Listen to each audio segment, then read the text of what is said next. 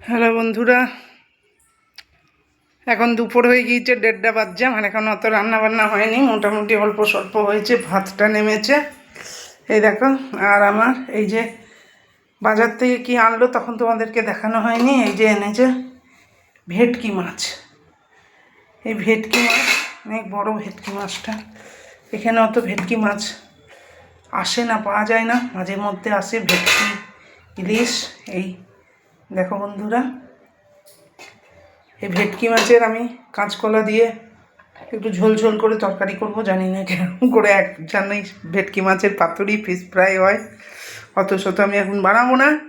আর এই যে অনেকটা তেল না কি, ওটা আমি বাদ দিয়ে দিয়েছি। কোনটা কি খেতে হয় অত জানি না, খেতে পারবো না কি না পারবো। এই এখন ভেটকি মাছের রান্না হবে। আর এই পোস্ত ভিজিয়েছি, এখনও রান্না কিচ্ছু হয়নি বন্ধুরা। আমি এখন যাচ্ছি বাজার থেকে। শুধু আজকে এই মাছটাই এনেছে, আর কিচ্ছু আনেনি। ভেবেছিলাম শ্রাবণে মাছ খাবো না, কিন্তু বর থাকতে পারেনি, পেয়েছে বাজারে দেখে নিয়ে চলে এসেছে। করি আর কি করব। ঠিক আছে, আমি দুপুরের পুরো মেনুটাকে নিয়ে তোমাদের কাছে আবার ফিরে আসব, কি করছি না করছি।